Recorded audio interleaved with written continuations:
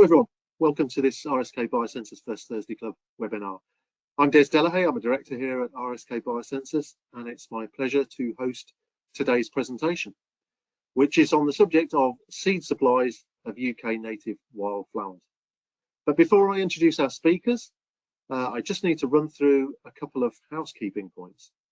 So the first thing is that your mics will all be on mute throughout, but that's not because we don't want to hear from you, quite the contrary. So if you've got any questions, then pop them into the chat, and we will try to run through as many of those as possible in a Q&A session at the end. After the webinar, you'll receive a link requesting some feedback.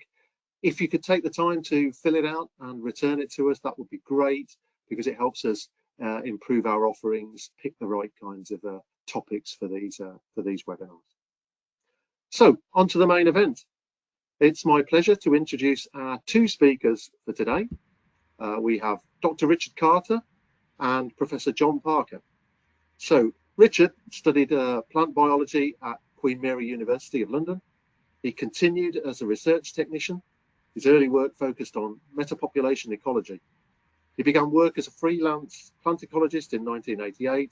He founded Carter Ecological Limited, which I'm sure many of you will have heard of, and that subsequently became part of RSK, where he served as scientific director in the ecology division.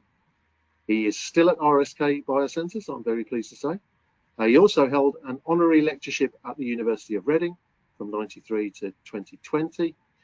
He set up and co-led the MSc in Vegetation Survey and Assessment and its successor courses. Professor John Parker studied at the University of Oxford. Then he held academic posts at Queen Mary University of London, University of Reading, and then Cambridge University. His research is focused on plant populations and genetics, and he was the director of the Cambridge University Botanic Garden until his retirement in 2010. So we are in very, very good hands for today's talk. And without further ado, I'll hand over to you, Richard. So we will talk in this webinar about using bulk supplies of wildflower seed, mainly commercial, but possibly from botanic gardens or the like, in habitat creation. And that term we'll use very loosely to include things like habitat restoration and enhancement. Well, specialist commercial producers of wildflower seed in the UK began to appear about 40 years ago, and in the last 30 years, demand for their seeds has rocketed.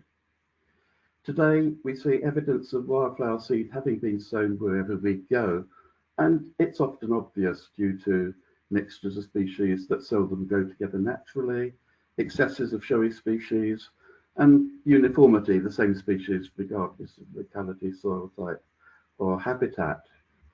Now, how wildflower seeds are used or misused in habitat creation could well be a whole webinar in itself, but it's not going to be this one, because wildflower seed sowings are also made obvious by variants of UK wild species that differ perceptibly from the genuine wild ones. And so this webinar is about the actual plants in wildflower flower seed supplies, whether distinctive variants are a problem in themselves or as indicators of deeper problems, or whether they just don't matter. And the question that inspired this webinar was, why do the oxeye daisies seem to be getting taller every year? And in the photo here, we have oxeye daisies overtopping spear thistles, Cercium vulgare, which is usually much the larger plant. And it's not just the oxeye daisies. Distinctive plants have been seen across many of the species that are favourites in off-the-peg wildflower seed mixtures. Take this for example.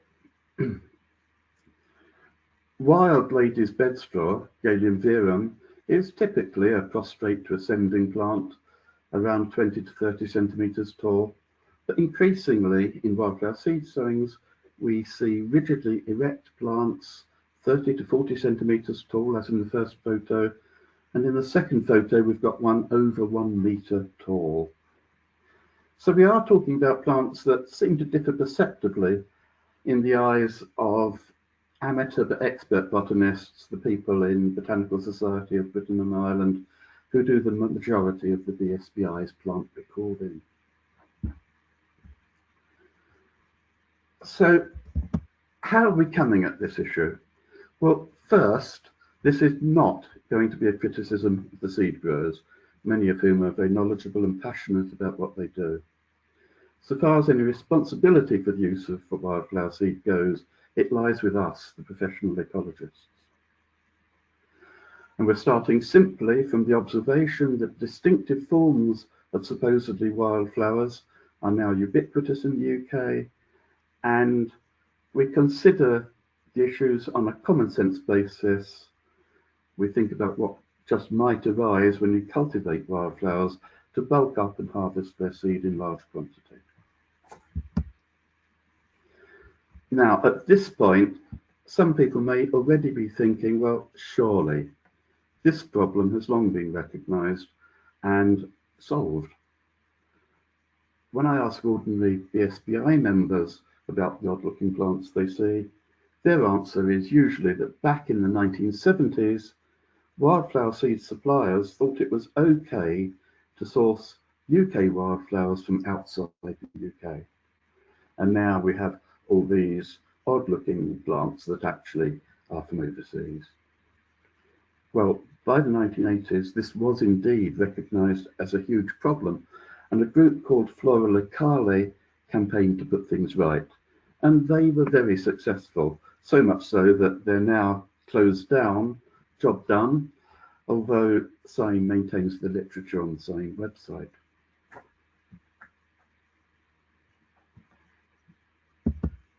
So sourcing wildflower seed stocks from plants of local provenance, or at least UK provenance, is now very widely recognised as best practice. And in this talk, we are taking that to be basic knowledge for professional ecologists. Some danger of importation does remain. For example, in recent years, we've seen an alien dog daisy, Cotta austriaca, becoming frequent, and presumably that is arriving in arable weed wildflower seed mixtures. Also, many pollinator and headland seed mixes quite openly contain aliens alongside UK wildflowers, which blurs what we see in the countryside at large. It isn't just as simple as semi-natural vegetation versus wildflower seed sowings. There's all sorts of other things going on, and the photos show some of the aliens that you often get in headland mixes. Well, if we use bulked up commercial wildflower seeds, how and why might the plants we get differ from truly wild plants of the same species? And first of all, we're going to consider the historical use of seed in pasture improvement from the agricultural revolution around 1750 through to 1950, before the modern practices of wildflower seed supply began.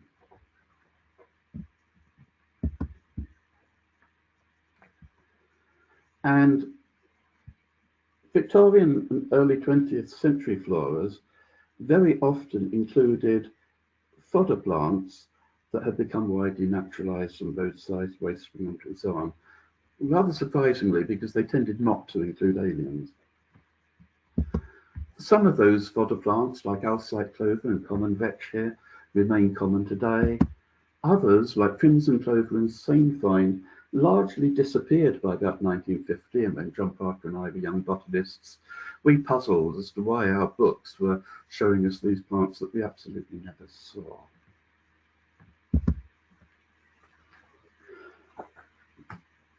But these plants got only not into the technical floras, but into the popular wildflower Victorian books as well.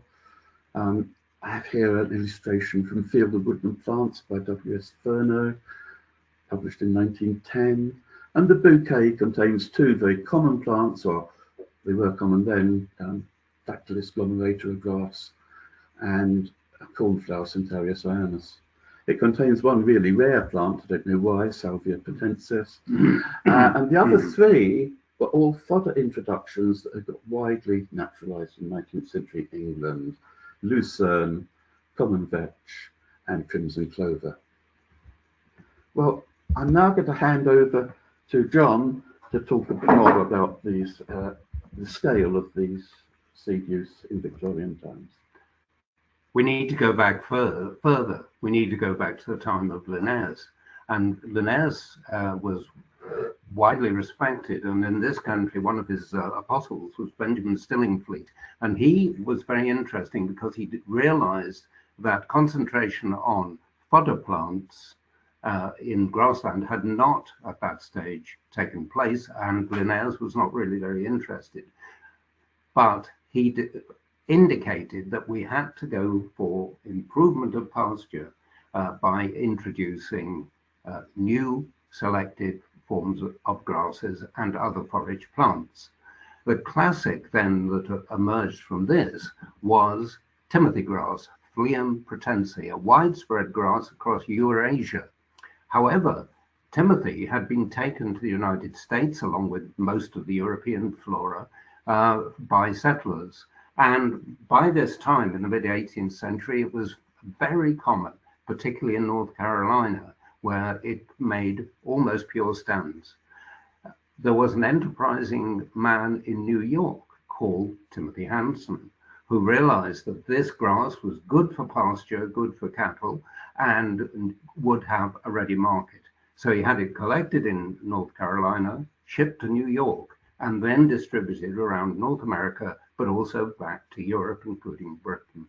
And that's why we call it Timothy grass to this day. It commemorates Timothy Hanson.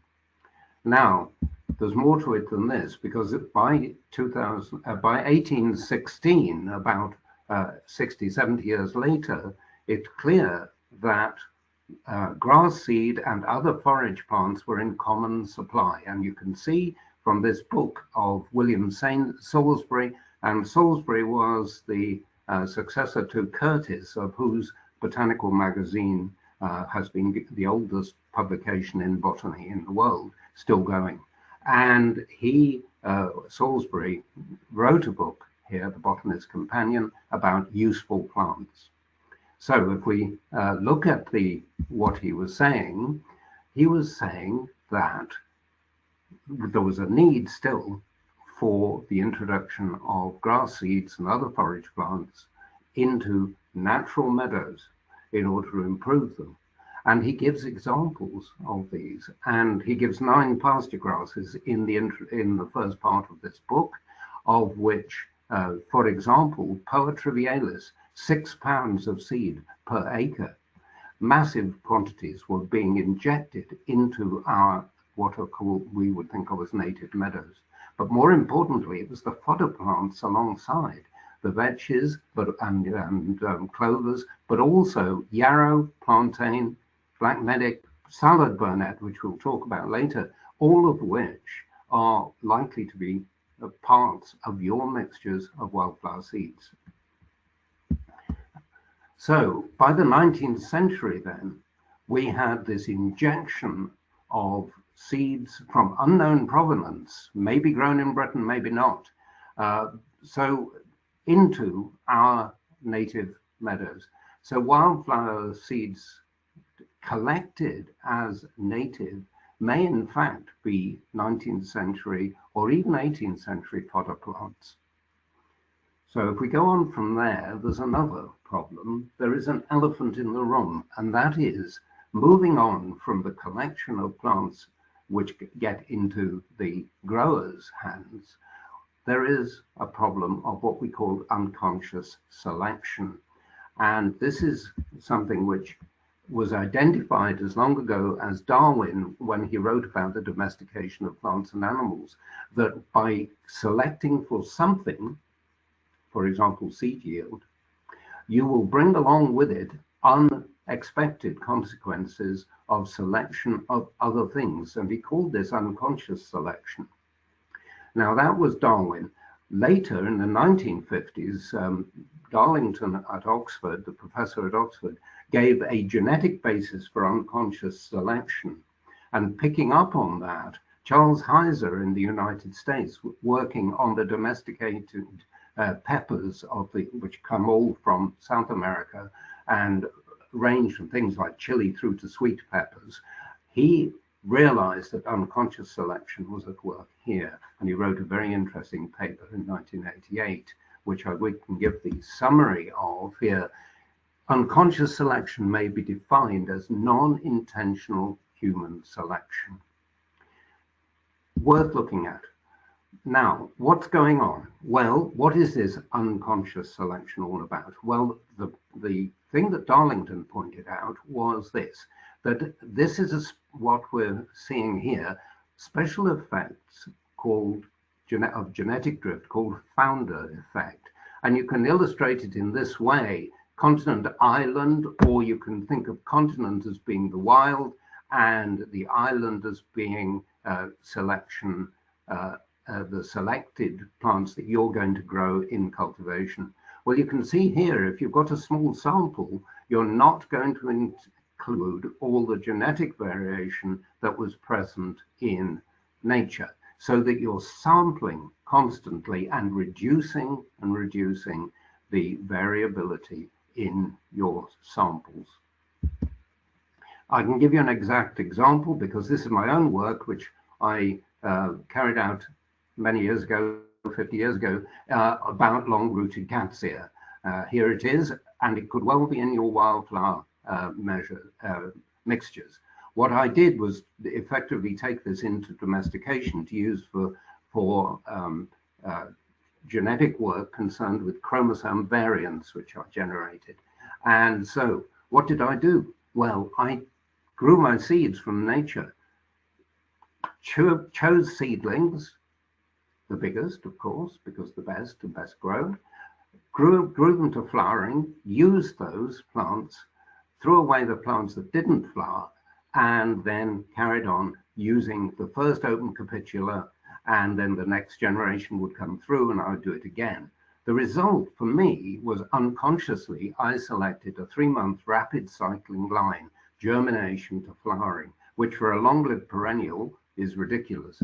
Now, what happened? Well, when I started to think about it, I saw that the line that I was using was no longer long-rooted. It had a predominance of fibrous roots. So we've even changed unconsciously what's going on below the ground. Also, few rosette leaves, slender toothed leaves, greater inflorescence, branching, smaller flower heads, all were things which I was not interested in, if you like. I was doing my experiments, and it was very rapid, and it could be repeated. And I did the same again with 2 Suffolk populations from the Breckland and from sand dunes in Brittany. Now, the net result of all this is you reduce heterozygosity, and therefore you reduce the variation that's present in your population, whether it's wild or domesticated. Okay, so unconscious selection and genetic drift are going to happen when we cultivate wildflower seeds.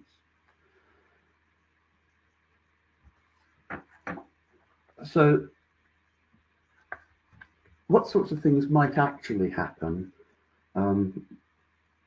in this kind of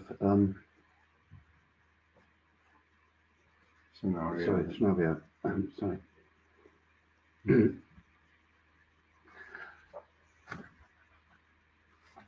Yeah, so we've gone out, we've collected wildflower seeds from the wild, and we're now going to bolt it up in field cultivation. What will unconscious selection do? Well, there's a detailed list on your screens, but it boils down to saying that the plants we ultimately get and collect seed from will firstly be those that germinate easily. If they don't, we're not going to grow them. That allocate their resources to flowering rather than vegetative reproduction, because those are the plants that produce lots of seeds. That flower synchronously, because we will probably go out and mechanically harvest on a particular day, and present their seed in ways that makes collection easy. So we'll collect preferentially from tall, erect plants with non-shattering inflorescences. And that sort of fits with the tall erect forms of wildflowers we're often seeing in seed mixtures. Now, I would just say at this point that I'm not saying that growers can't do things to minimize some of these effects, and some of them may very well be doing those things.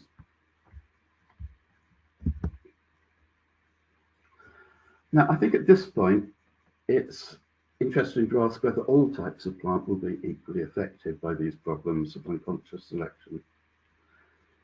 So using the concept of life history strategies and the classic Grimes triangle, which is based on responses to resource availability and disturbance, you may remember the primary life history strategy types. Competitors, C in the triangle, are plants that thrive if resource availability is high and disturbance is low, and they're plant thugs that push out other species. Stress tolerators thrive when resource availability is low and disturbance is low. So they're plants that sequestrate rare, scarce resources and hang on to them, but don't grow very fast. And ruderals tolerate high disturbance by means of short life histories and so on. Well, how will that affect us when we're looking at seed mixtures? Competitors are very seldom put into seed mixtures for very obvious reasons. If you put them in, there's not much point in putting anything else in because they're going to take over. What about ruderals? Well, they will be subject to all the effects that we're talking about, but the unconscious selection you get will be pretty much exactly what they're adapted to anyway as ruderals. Many of them will actually be arable weeds, so growing them in field cultivation is much different. So they probably aren't much concern. Stress tolerators probably don't have the genes to respond very much to field cultivation. As I say, they're just hanging on to resources and hanging on by their toenails. They're not going to respond if you suddenly give them a lot of resources. So they probably aren't much of a concern. The plants that are of concern are the ones in the middle of Grimes' triangle, the all singing, all dancing CSR strategists that do a bit of everything, and they will be able to respond to the sort of pressures you're applying in field cultivation.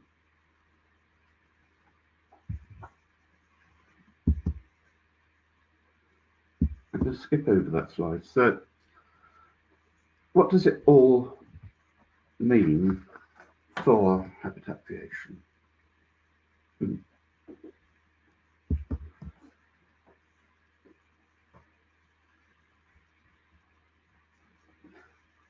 Well, cultivating wildflowers for seed may change CSR strategist grassland plants into ruderal or competitive ruderal types. Let's just remember that these CSR strategists are typically, that's the typical strategy for grassland plants, and an awful lot of habitat creation is aimed at producing species-rich grasslands. So this is of concern in habitat creation. Well, these more ruderal or more competitive ruderal plants that we've created may then be disadvantaged in the complex webs of ecological relationships that prevail in semi-natural species-rich grassland types like the MVC type MG5, which is likely to be a habitat creation target. Worse still, the competitive ruderal types may actually push other species out. So you've gone along, you wanted to create species-rich grassland, you've planted the right species, but there's some dodgy genotypes there. And instead, semi-domesticated genotypes may arrest succession at some point short of the habitat creation target, so that you stop at some sort of semi-improved grassland.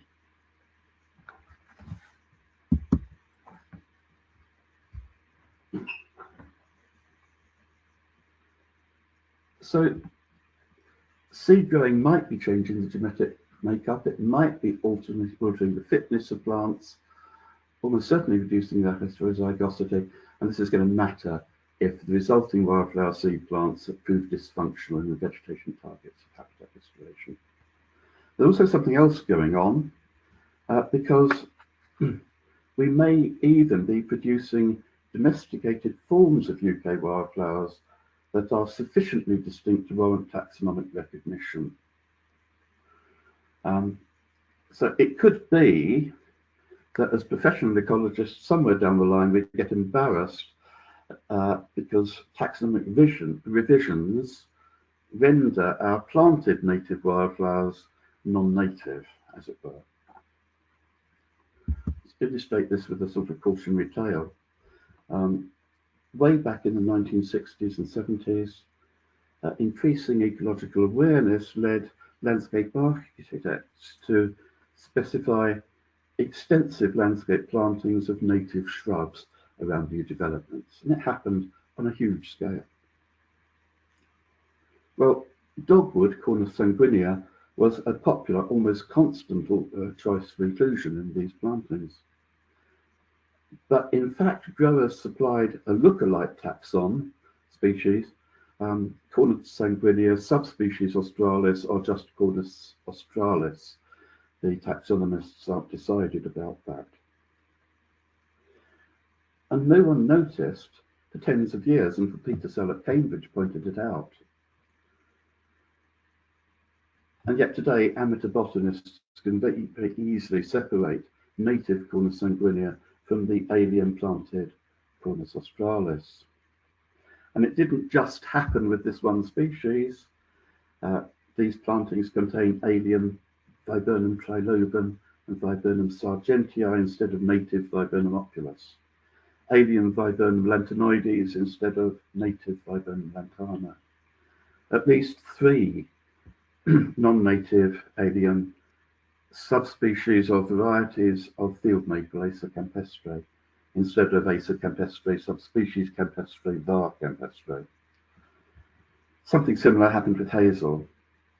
So what were intended as native landscape plantings are now regarded as largely non-native. And there's hundreds, perhaps thousands of hectares of this stuff.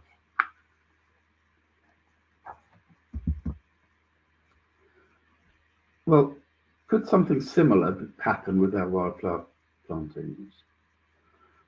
Possibly, though not by quite the same mechanism. It's unlikely that we are planting lookalike species. But the distinctive forms of UK wildflowers that we're planting might eventually get taxonomic recognition and then lead to similar outcomes because they're no longer recognised as native.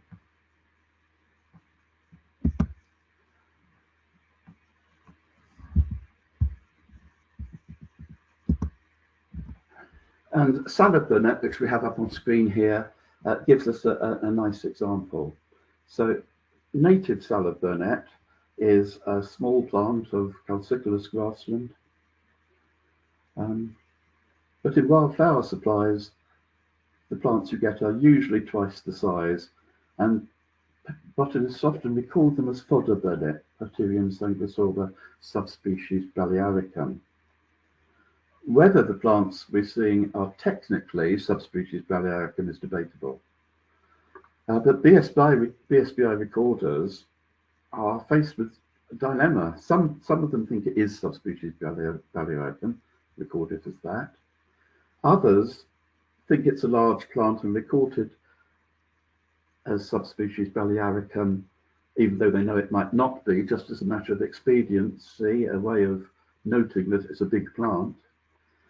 Others see the same thing but don't like to call it subspecies balearicum, so don't record it at all, and others don't see the problem.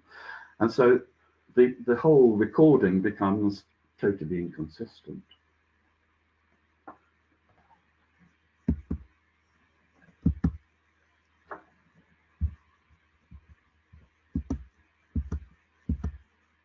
Lotus corniculatus vertebrate trefoil provides another example. We're often seeing large forms, which some people are calling vars sativus, but we don't really know what that is, and there's the same inconsistencies in recording. Oxeye daisy that we started out with is a slightly more dramatic example in that in continental floras, the tall roadside plants are actually called something else, Leucanthemum ecutianum. Senan Murrell's flora recognizes this as a subspecies, Leucanthemum vulgare, but they are actually being recorded as a different species, Leucanthemum ecutianum, across Europe, and that's recognized in Kew Plants of the World online, which regards Leucanthemum ecutianum as a UK plant. So our floras are lagging behind, and it's very possible that what we're calling Leucanthemum vulgare, oxeye daisy at the moment, may be 2 species in a few years' time. And that will affect the native status of what we've planted. So what, if anything, can professional ecologists do to minimise all the problems? Well, first of all, let's understand the scale of the problem.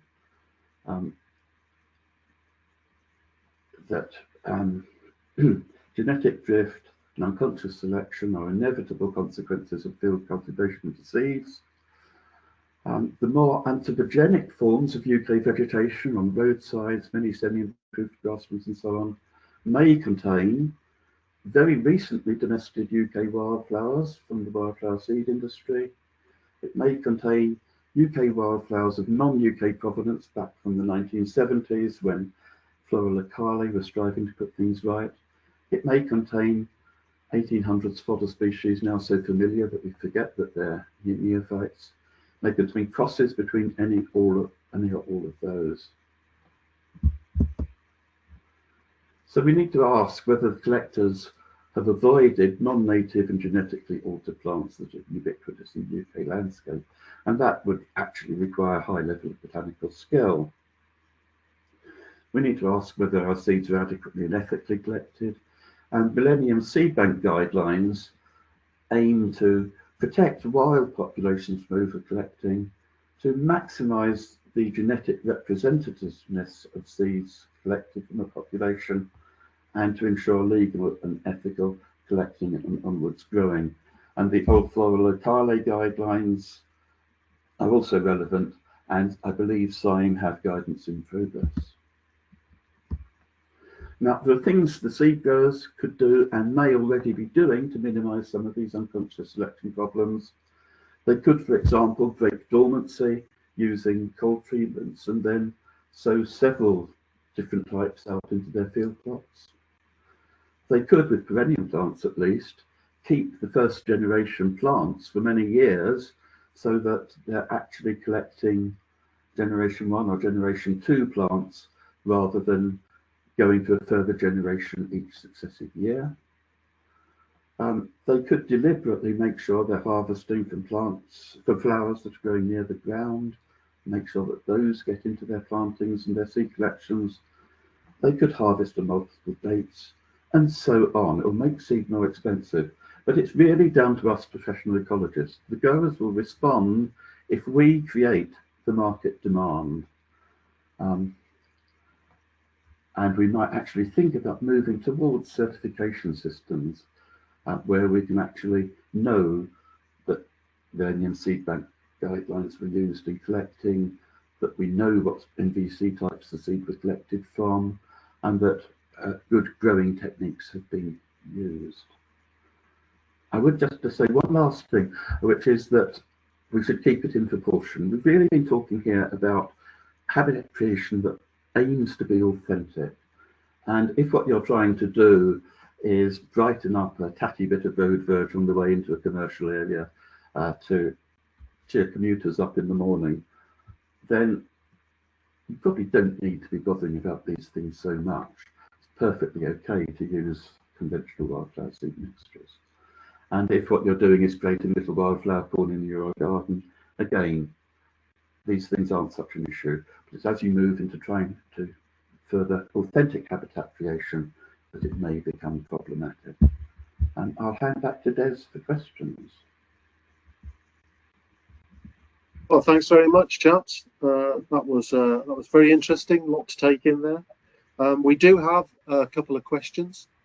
So the first question is there any evidence that non-native substitutes or sown examples are less resilient or are less beneficial to other wildlife like moths, butterfly, caterpillars, etc.? If you mean case studies, it's debatable. There probably aren't many, but you would expect it to be the case. One thing we haven't touched on is responses to predators and pathogens, which are likely to be less fit in the environment if those things have been selected out in field cultivation, for example. There is very good and very detailed evidence published in recent years in papers in Journal of Applied Ecology showing that seed dormancy has been lost in commercial wildflower seeds. And so we do know that that at least is happening. And I mean, that's quite a big thing. In a real meadow, when a plant drops a seed, the chances are that that seed will germinate in 20 years' time, not next year. We're selecting plants that are going to germinate straight away because no seed grower really wants to sell seed that isn't going to germinate, because that will just generate a whole load of complaints, won't it? You know, so these are issues that as professional ecologists we do need to think about, I think. Sure. Yeah. Okay. Thanks for that. We've got quite a few other questions here. Not much time to get through them, but we'll do what we can. Question here: how widespread is adherence to the MSB guidelines amongst growers? Most ecologists I work with source seeds from just 2 or 3 suppliers. The short answer is I don't know, and we've deliberately avoided trying to work out exactly what growers do. So we've been talking from basic principles of what we know is out there, what we're seeing in wildflower seed plantings on the ground, and basic principles of population and ecological genetics. So I hope that some seed growers are indeed using Millennium Seed Bank guidelines, and certainly more academic institutions doing so, likely to have done so. It would be nice if SILE would encourage people to move towards certification of such things. Could I just jump in and add that Sure. the Millennium Seed Bank collection strategy means that you need to collect between 40 and 60 specimens, individual seed heads, from a single defined population in order to capture 95% of the common genetic variation that occurs within that population. So I don't know how much the seed growers are adhering to that, in the sense that, is that what they do? And the other point is, this is a defined population we're talking about. If you move to a different habitat, say even across Britain, you will find a completely different genetic structure for the population from the one that perhaps the seed grower uses, because the seed growers are likely to be in the east of England. You're not going to necessarily be creating meadows in the east of England, because simply it's going to be the case. But it's worth asking your seed supplier, how were the seeds collected and from how many individuals? Okay, yeah, thanks for that, John. So we've had a couple of questions asked around the same broad theme, which is that we know that climate change is having an impact on our natural vegetation communities. Does this change, this climate-induced change, mean that really we're worrying about nothing when we worry about the kind of changes that you've been describing? Very interesting question. I think that climate change will alter the geographical distribution patterns of some species, but whether it will alter things like NVC community composition is probably much more doubtful. For a start, we've already, over the last 1,000 years, had quite big changes in average temperatures from the warm periods of the Middle Ages through to the very cold periods in the 1700s when the Thames used to freeze over. And what I suspect happens is that once you start to get climatic change, there will be plants growing to the south in Europe which are sort of pre-adapted for the new conditions. So you think, well, will those invade and disrupt the invasive types? But what will actually happen is that, first of all, it's going to take them a long time to get to Britain. You know, that actual movement is not going to be quick. When they do get there, they're going to have to try and break into very well inter-adapted groups of plants that form an NVC type. And they've got to do it before those plants themselves have evolved and adapted to the climate change. So I think that NVC types as such are likely to be much more resilient than we think they are. So I would expect to see change in the geographical distributions of plants like orchids that disperse their seeds for hundreds of miles. They're quickly able to suddenly appear somewhere new. But I'm not sure that it's really going to disrupt NVC communities very quickly.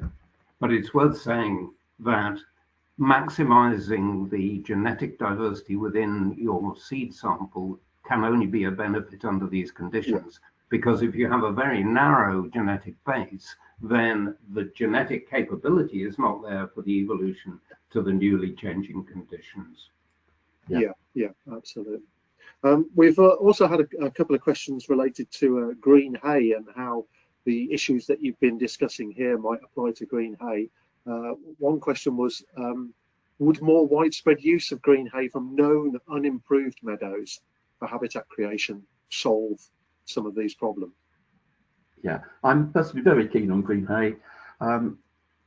We've rather taken it for granted that as professional ecologists we will have considered good ways of doing our habitat creation. It might be by regenerative agriculture, it might be by using green hay, it might be something else. But a lot of the time those things are for practical or economic reasons non-viable. You know, if you're going to see the whole motorway, then green hay is probably not a viable option. And so we're assuming that at times we're going to have to fall back on seed supplies, and we're taking it that if green hay is a better option, as professional ecologists, we've already ruled that out for some good reason. But I think a lot of the time I absolutely agree, yes, it will be a very good option.